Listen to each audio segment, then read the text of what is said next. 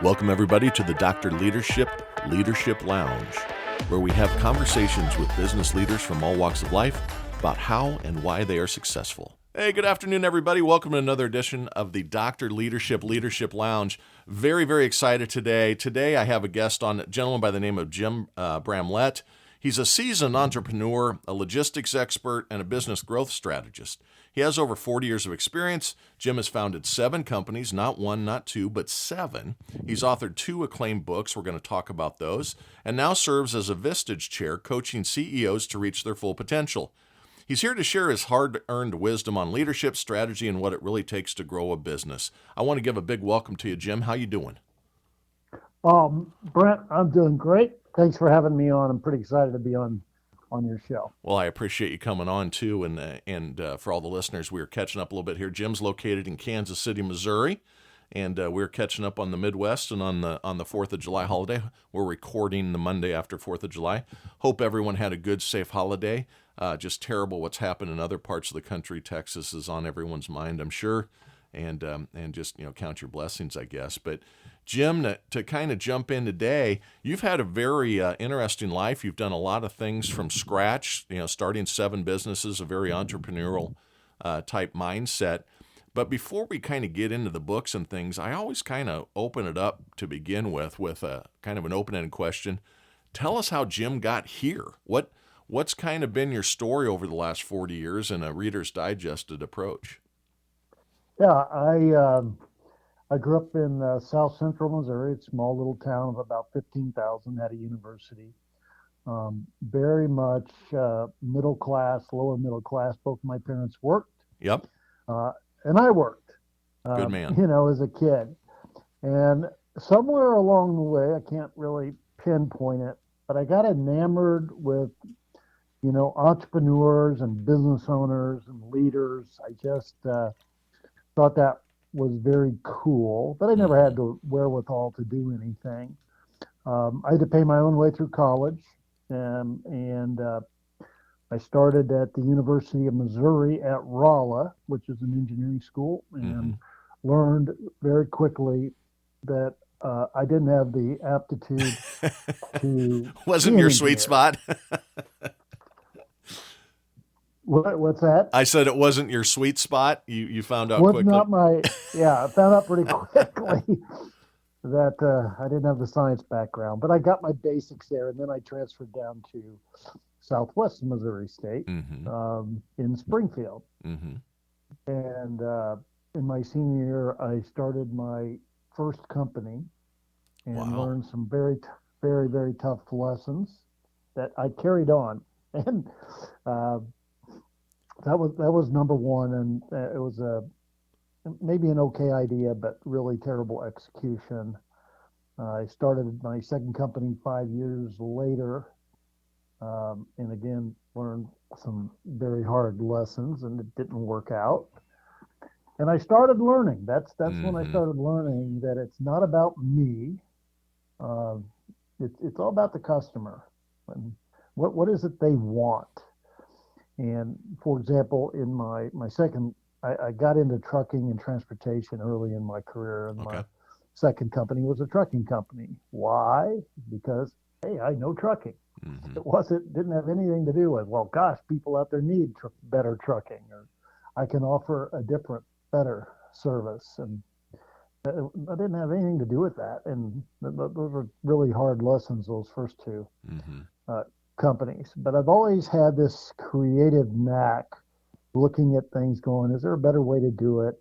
And so of the 7 companies, 4 of those were started for myself, 3 were for other companies. Were they all in the logistics space, or did they have other types of attributes? No, the very first one was a restaurant, but after that it was all in the logistics space, because I spent 42 years in that space, and I studied it and got to know it. So yeah, and I tell people this, my first real company, I started back in 1999 during the .com hysteria. And it was a .com. I raised venture capital. My first experience with a real board of directors. Learned learned some hard lessons there, Mm-hmm. and um, and that was a good run. We did 5.5 years there. We had a customer concentration issue that wasn't by design, but we had a customer account for over 50% of our revenue, and they ended up going a different direction. And so That's challenging. we Yeah. ended, yep, we ended up merging with another company, and but I I I got to Kansas City. I'm an old Yellow Freight guy. Yellow Freight was Yeah. headquartered Yeah. here in Kansas City, and I came in and I started a company for them called Yellow Logistics, and then I started the industry's first time definite expedited service for an LTL carrier, and then everybody else copied that, and that was a lot of fun.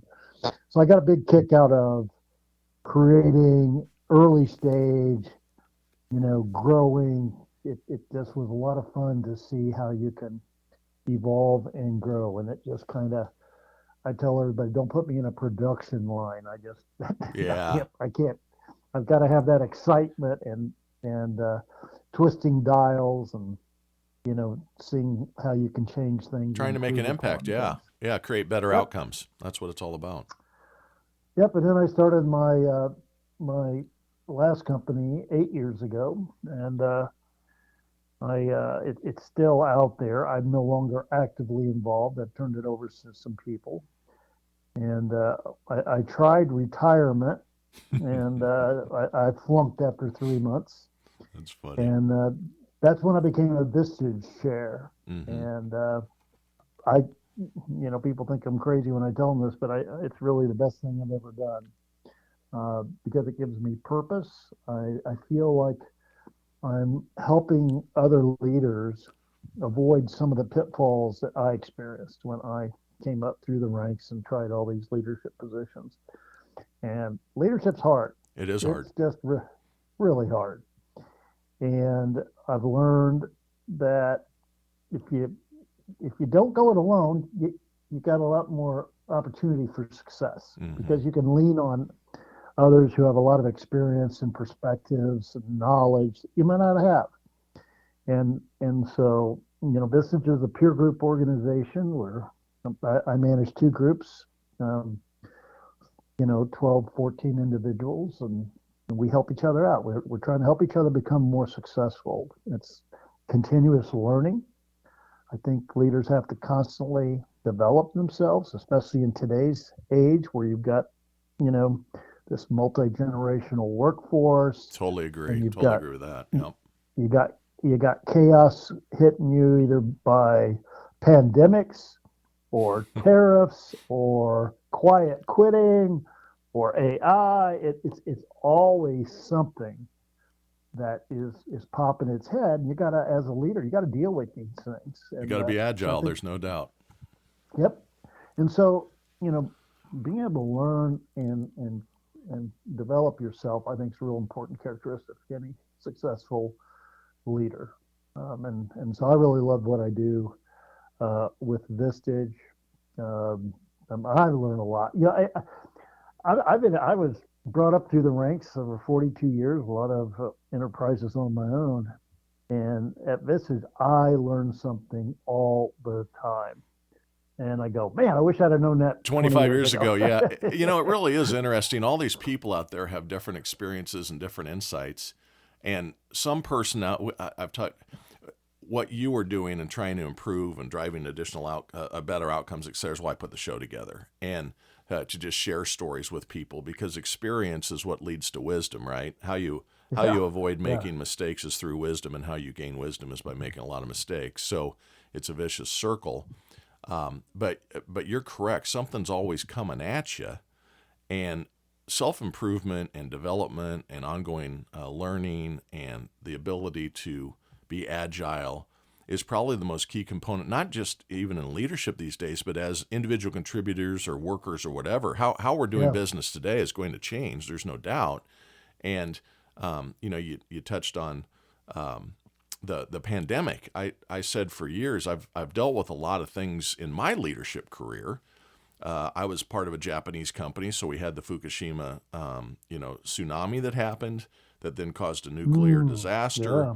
And then we had Yeah. earthquakes. Then we had the chip organizations in Indonesia had some massive fires that caused all of the headaches on supply chain around, truck, things that go in cars and trucks and all these chips that go in. Well, all my equipment use chips too.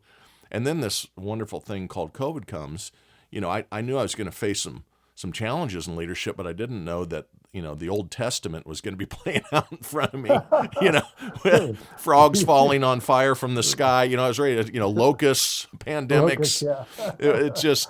It's really been crazy. And the thing is that it doesn't go away. It's not going to happen again. Today, what are leaders dealing with? Tariffs and unknown economic policies that are causing people some concerns and things. I think it's all going to be okay. It always ends up being okay, I think. But to your point, what you're trying to do with Visage and with what you've done your whole life is help others kind of see, at least at Vistage, that's what it is trying to help each other see what they may not see on their own. Having a good team around you is so important, and mentors and people you can run things by, etc. Absolutely. At least in my experience in leadership, I always use trial. I certainly don't know all the answers. That isn't why you're in leadership. You're in leadership because you're humble enough to realize that, hopefully, and you start pulling resources from those that have a better opportunity to know and a better answer or a better approach to the mousetrap you're trying to reinvent than you may alone. So I don't know. It's my 2 cents on that, I guess. Very, very true. One of the requirements I have to be a member of one of my groups is you got to be vulnerable. Mm-hmm. But I run into people who are not. They put on this air or this face. Man, I know it all. I got it. I'm tough. I'm going to endure. And if you're vulnerable, you're going to learn a lot more because you admit, hey, I don't know it all, and I do need help here. Or I just want some advice. And so vulnerability, I think, is a real key. It's not a sign of weakness. It's a sign that, hey, I do want to learn. It's funny that you bring this up. I did an episode. It's probably been 6 months ago now, and the episode is actually titled "Asking for Help is Not a Weakness; It's a Strength," and it really is. And we talk about being vulnerable and being available. And avoiding narcissism and avoiding cocky. There's a thin line between self-confidence and cockiness, and if you get across on that, you're going to learn the hard way that you didn't know all the answers. And it's typically what I have found too. We've discussed this on the show before. Is as a leader, when you go in, how to hold good meetings. Try to pull out of the quiet people. You're going to have A personalities that come in that think they have all the answers, right? The strong sales personality or the strong leader that tries to take over the meeting and show how good they are, when in fact you need them to be stifled. And let's let the periphery individuals in the room give some input here. They're the better listeners, right? The others came in with a preconceived notion. I'm going to come in, I'm going to tell them how great I am and listen to me, and we'll just keep on keeping on. And meanwhile, the best idea in the room is quietly walking back out because they weren't given an opportunity to share. Exactly. I got 2 passions with my group, and one is AI. Because I'm an older guy, and I was around in 1995 when that thing called the World Wide Web came out. And there were actually people that, it's a fad, never going to last.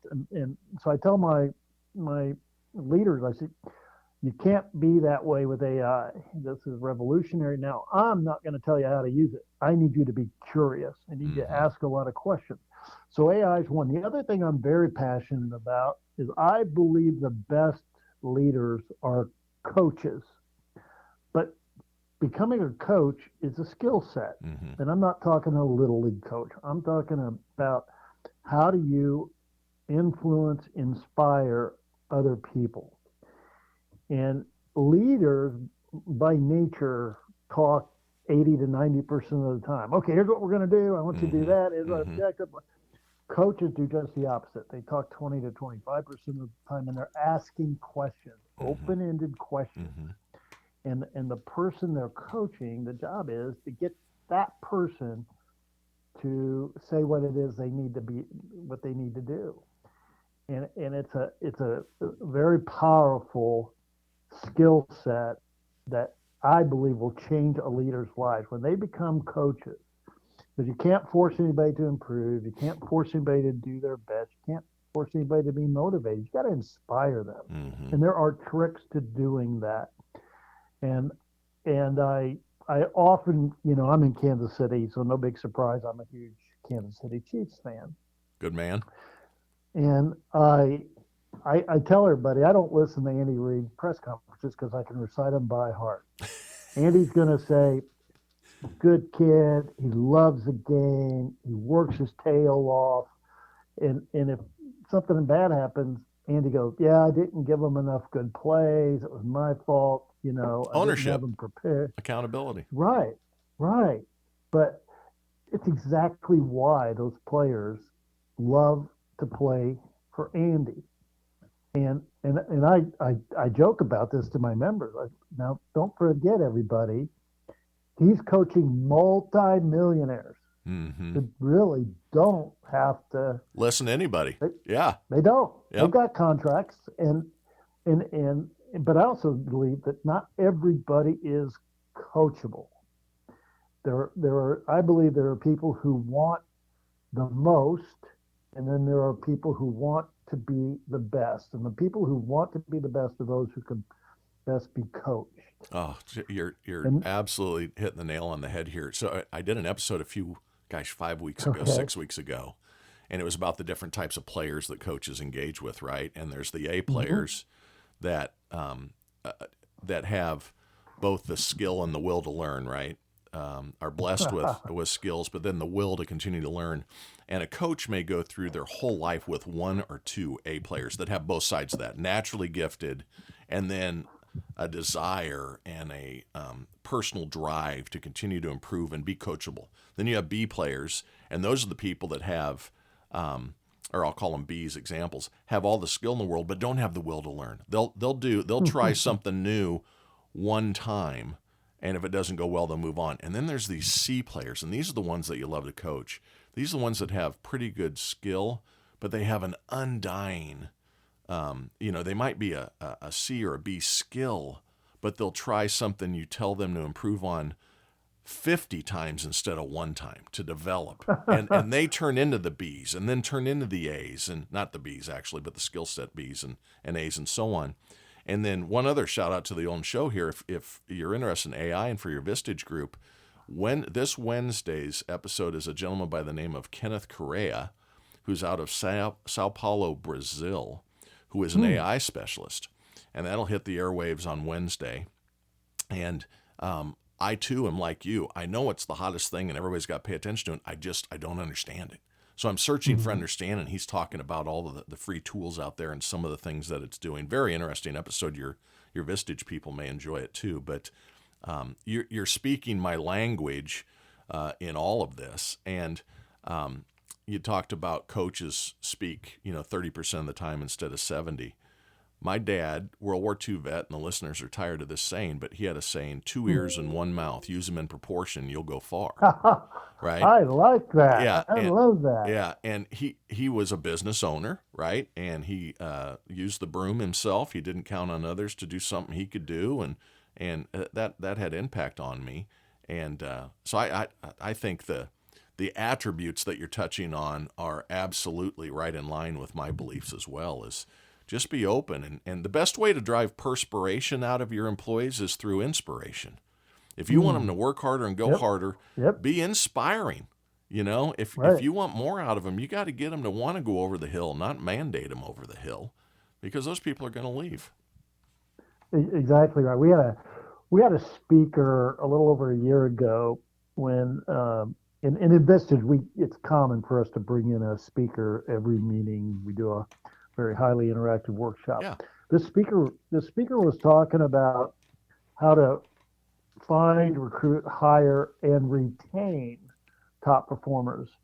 And his talk was very instrumental because a little over a year ago, retention was a real problem. Mm-hmm. Everybody was leaving for what they thought were greener pastures, and they were demanding higher pay, and so he gave a great story. He said, with regard to retention, he says, very rare in today's world that anybody's going to come work for you for the duration, say 40 years. Mm-hmm. That's just not the environment we live in. And so your job as a leader, one of your key jobs is to figure out how long, do you think somebody's there for? And he gave this story. He said, and he used to be a leader before he became a visage talker or speaker. He said, I had a young lady come work for me. And in my very first one-on-one, I asked her this question, and I highly encourage all of you to do the same. He asked her, what's your dream? And when you ask somebody, what's their dream? Yeah, maybe somebody will say, yeah, my dream's to be here for 40 years and get a gold watch at the end of Probably my not. tenure, but probably not. So this young gal said, well, my dream, I really want to get my MBA. And so he said, okay, I'll tell you what I'll do. If you give me 3 years of your A plus game, I'm going to help you. And that's all he said. He didn't say anything other than that. 3 years go by. She did her part. She was just outstanding, exceptional. So after 3 years, he had somebody on the board associated with Wharton Business School, and he made an introduction. Well, she got accepted to Wharton. And what he did was he said, now, Teresa, when you graduate, give me a call. We'll see what's going on. And we wish you the best. But what he really did, he made sure everybody else in the organization knew what had transpired. So we want to wish Teresa the best. She gave her best. She gave her A plus game, and we're helping her out. We made this introduction. She got accepted because he wanted the rest of the organization to know that if you give your all, and if we know your dream, we're going to find a way to help you. That's awesome. And that's how you inspire people when you get into their personal, their emotional side. And it's not just about punching the clock, but we want to help you. Everybody's got dreams. So how is it we can help you? I want you to help me achieve my dream as the leader, right? Yep. But then we want to help you in turn. And those kind of stories, I just think are so meaningful. Just love them. Yeah. And, what happens is it's a bi-directional complementary relationship. Yep. Right. Absolutely. And when everyone's getting something out of it, that's when the mojo is really strongest. When the person belief in your company, belief in where you're going. If you stand stoically and say my company's the best in the world and believe it, you're going to sell more. I mean, people love and the business is going to do better when you have solid employees and they see that these people love what they're doing. It turns into better results because people want to do business with people that are excited, that love what they're doing. It's a contagion, right? It drives additional benefits for sure. So, well, you've had an incredible business background, starting these businesses and then becoming a Vistage chair. Now, when did you write the first book? The first book was The Unconventional Thinking of Dominant Companies, and I love the title. When was that written? Oh gosh, I think that was 5 or 6 years ago. And the genesis of that was I was asked to speak at a conference, and I said, "What would you like me to speak on?" And they said, "No, you pick your choice." And I stumbled for a minute, and then I just got to thinking primarily about Amazon, and how is it they become the juggernaut, and they literally just blew by Walmart and the other big box retailers. Of course, they were leveraging the power of the internet. And then I got to thinking there are other companies that are just, juggernauts. And I included in my book, I talked about Amazon, I talked about Netflix, how they put Blockbuster out of business. Yep.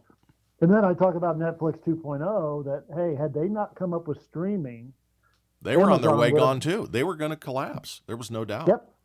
Somebody would have innovated that. And then, of course, Uber, the experience. And so I came up with this formula, and I called it the hassle formula. And basically what I believe there are some dominant companies, not very many dominant companies, who truly understand a buyer psychology. And the buyer psychology, and Brent, you and I are buyers, everyone listening Mm-hmm. here, we all buy things. Well, what triggers us? What motivates us to buy what we buy and from whom? And I believe it's these four things.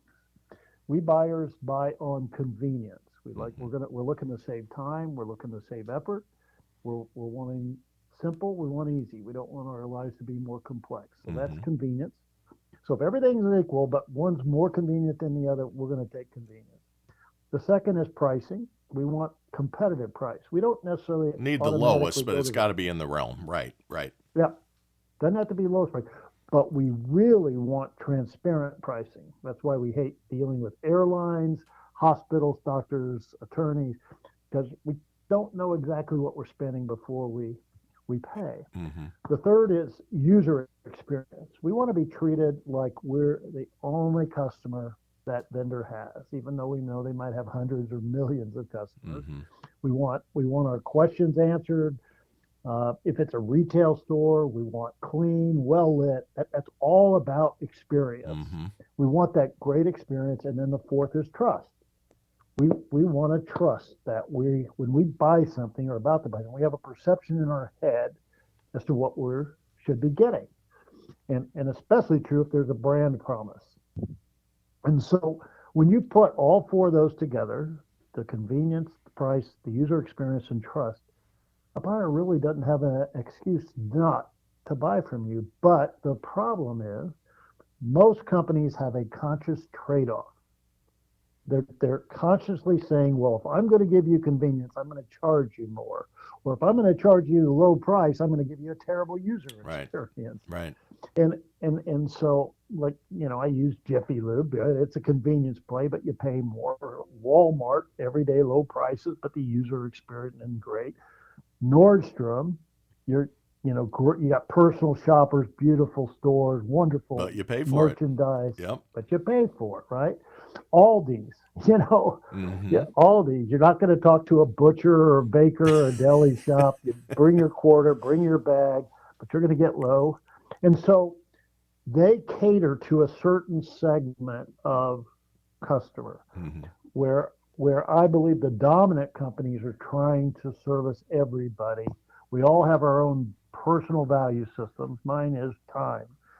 If I can save time, I'm going to pay that money. I have others who are just totally price driven. I've got friends who are totally experience driven. But when you can do all four, and it's very hard, you don't have an excuse. So that was the what I say was the unconventional thinking. They're trying to serve all of our buyer needs and wants, and do a pretty good job. Amazon, being a marketplace, they hit it all with Uber and Netflix, and there are companies like in Kansas City, Nebraska Furniture Mart, Mm-hmm. and there are some examples, but most companies, I can give you an excuse why I wouldn't buy from them, because they have that certain weakness. Yep. And so the first book was really all about what those companies are doing. My second book was any and every company can apply this formula to what they do, and it will generate organic growth. Improve it. Yeah.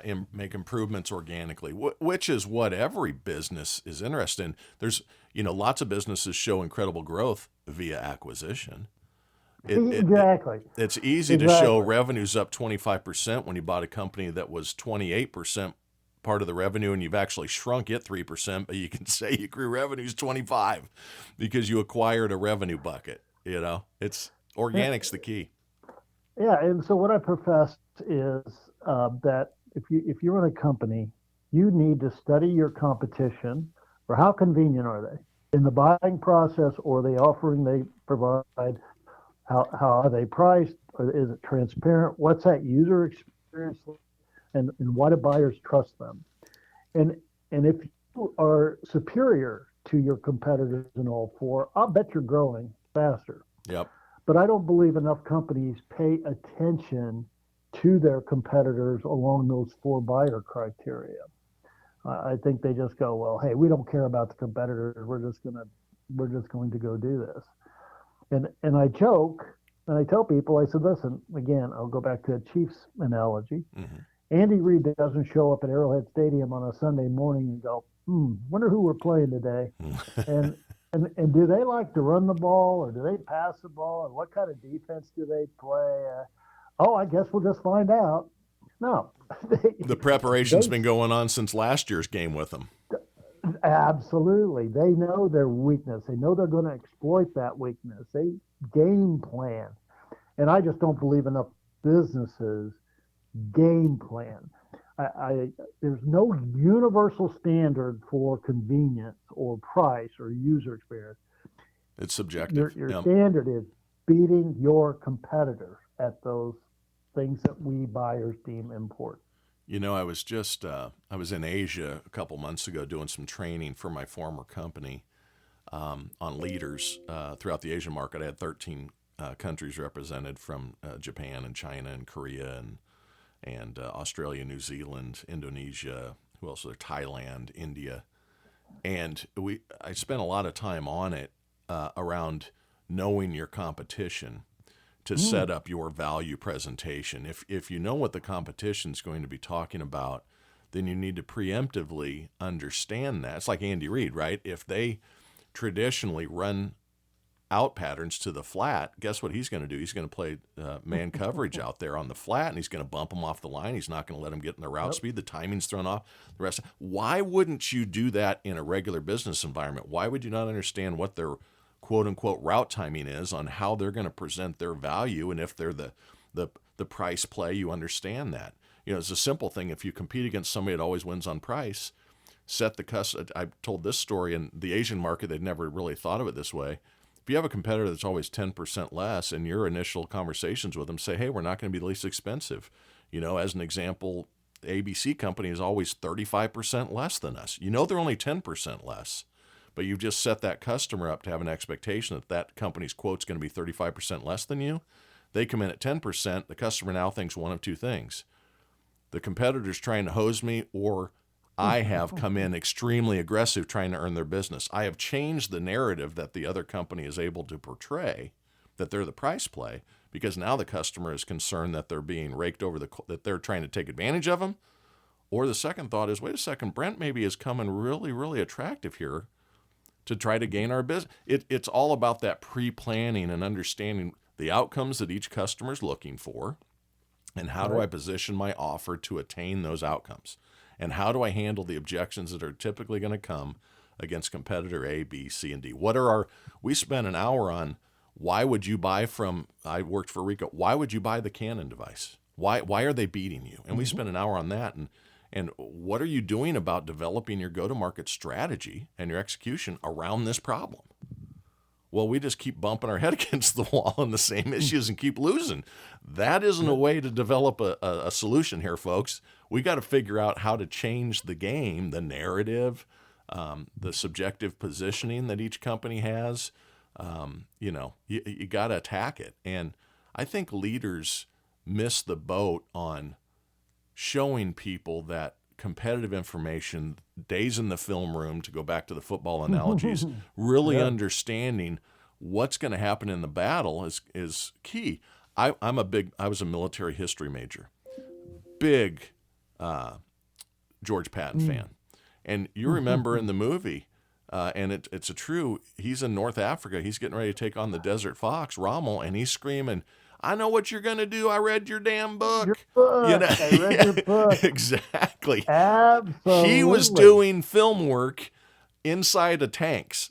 You know what I mean? It's just, and guess what? He kicked the living crap out of him, drove him all the way back into Europe, and that was the beginning of the end for the squeeze on the European battlefield. But none of us are any better than George Patton.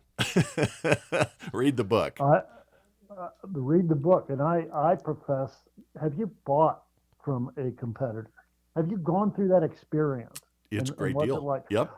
I helped a client once, a Fortune 50 company in the electronics business. And they had me buy from their competitor, and they wanted to know about the return process. Mm-hmm.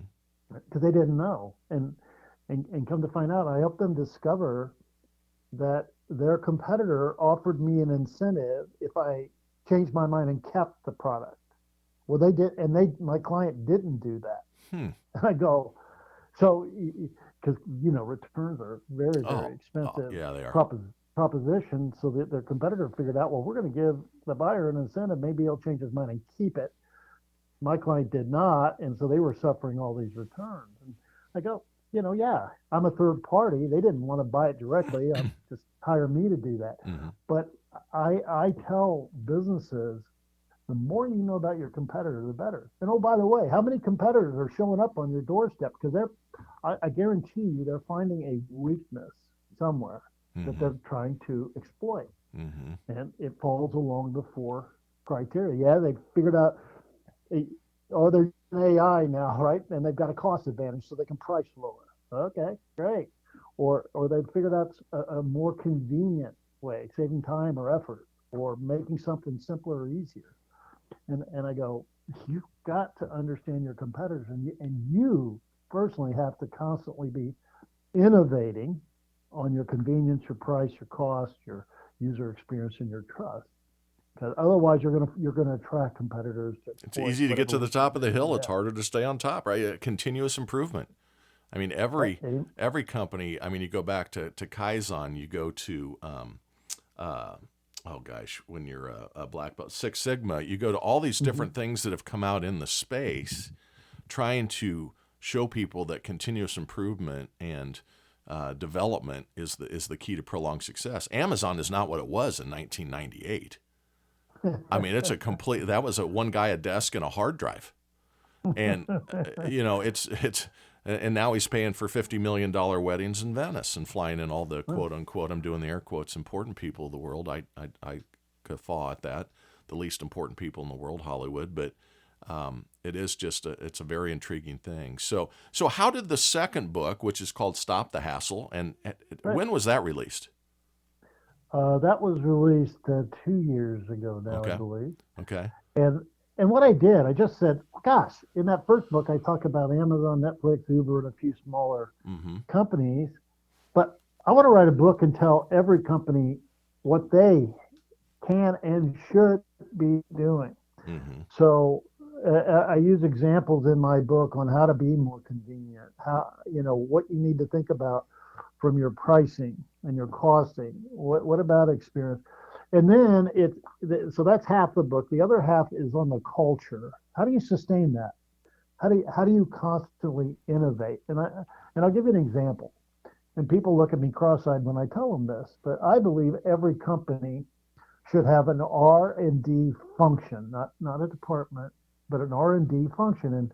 And I'm not talking because you're a pharmaceutical company and you're developing new drugs, or you're a electronic vehicle company and you're trying to extend the range on a vehicle, but R&D, research and development. I want you constantly researching your competitors and development. How should you be using AI to cut costs or improve the experience or save your customers time? What can you be doing? And so I believe somebody in the organization should be constantly looking at that. I also am a firm believer that salespeople, be it at your store, if you have salespeople out calling customers, the intel you get is probably as important as the sales you get. yep, You want to dissect why did we lose that contract? Who they go with? Why? What can we do differently? mm-hmm, I'm also really, I preach a lot after over 40 years in working for others, working for myself. When I worked for others, I never went into a meeting where it started, all right, we're gonna kick off this meeting. Let's talk about how many customers we gained last month and why. All right, now let's talk about how many customers we we lost lost. Mm-hmm. and yeah, every meeting was all internally focused. Okay, Oh let's yeah. we're ahead of budget on our stuff. We're behind on labor. Or let's talk about our Yeah. IT. What can we cut to make the quarterly numbers? Exactly. All me, me, me, me, Yep. me. Yep. And and that's what I love about Jeff Bezos. I I started my first real company in 1999, and when I started, Jeff Bezos was on the cover of Time magazine, Yep. not for his success, but he was a clown. He was Hmm. burning through cash. Yep. Has Wall Street was not made a going penny, asking for more right, investment. Right. right, and and my favorite book other than mine is The Everything Store, which is kind of the Amazon story. Hmm. He was steadfast. This is all about the customer. I don't care. Now he did say, I don't care about the competitors. I care about my customer. But I got an interview once with. I'd applied for a job many moons ago with Amazon, and I was given their 16 leadership principles, and number one stuck with me. We obsess about the customer. Yep. We put the customer at the center of our universe, and we engineer everything backward From around that that experience. Yep. customer.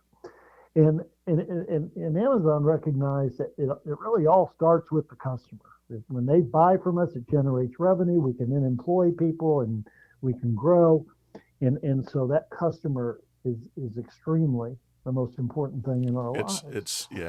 It really is. I didn't mean to cut you off, but just several things have resonated here. Amazon was a big customer of my organization I was prior with. We did, $30-40 million in business a year with them, and the 16 principles, they pushed that down. I had my salespeople. We Oh, were so good. we were so ingrained that we had Amazon email addresses Oh, as part of their business line, and a very small in the they're almost $1 trillion business, so or multi-trillion yeah. dollar at $50 million, it's a rounding error in a quarterly report, but. So that piece I understand, and I think that it is customer focused and backwards. And you mentioned R&D. I've said for years, R&D isn't research and development department. It's the retention and dedication from your I clients to like you. that. If you use R&D as a way in which to continuously improve, you'll retain more customers. If you continuously drive better outcomes for your customers, you get greater customer dedication, loyalty, whatever you want to call that, playing off the R&D side of it. But you've got to be willing to do that. Otherwise, people are just going to pass you by. Someone else is Right. willing to take the extra step. And then the last thing that you talked about, going in and talking about new customers you gained is great, but we did loss reviews every month on my leadership Hmm. calls. And it was just like, okay, why? And fortunately, we'd have 10 arbitrary numbers, 10 wins and one loss to discuss, but we'd spend 35, 40 minutes on the loss and 2 minutes on each win. Why'd we win? Okay, why'd we lose? And then what happened? Was it our position wasn't appropriate? We didn't understand their outcomes. We didn't understand the type of buying relationship they were looking for. We didn't have the right product. The competitor's product Hmm. was superior. That happens. It can be Yeah. that yours isn't the right widget for this widget requirement. But I just didn't mean to stop you other than to validate all you're saying are 100% right. Just check, check, check for the listeners. If you do these things right, improvement is going to come. Execution is going to be better because you're getting stop the hassle, right? I mean, Yep. I love the name of the book. I didn't mean to interrupt you there. You were going to Nope. continue, but Your company must have been very successful, well, but we get in our own way too much. I would say yes. In the business I was in, Rico was a wonderful organization for me. I was there for 30 years in leadership. I was in the industry for 36. I had seen my parents and uncles and aunts family business. You went to work every day at the same place. I mean, I didn't know any different. And I was approached 3 real serious times and given some very significant offers to do something different, but I couldn't leave the people. I had become so ingrained hmm, and such a love for the people and coaching and helping and doing those things that I didn't want to go anywhere. But we do they did and do a really a pretty good job with voice of the customer, trying to we had a customer council that we held every year. We'd bring in 30 of our biggest hmm, customers, tell us what we're not doing right, tell us what we're doing great, tell us what you need more help with, and then we would develop strategies, solutions, products, services, etc. from that feedback. And if you do, again, 2 ears and one mouth, listen to your customers, they're going to tell you the golden nuggets to get you on the right road to gaining their favor and to retaining their favor. love it. Well, it's funny. I tell people, I've heard a lot of salespeople come in and say, hey, gain more business with you. And I believe that's the wrong question to ask. Mm-hmm. I believe the right question is, how can I make your life easier, simpler? Mm-hmm. How can I save you time, effort? How can we collectively reduce costs? How can I make your experience better? And when you start probing on what really matters to buyers, they'll open up and share.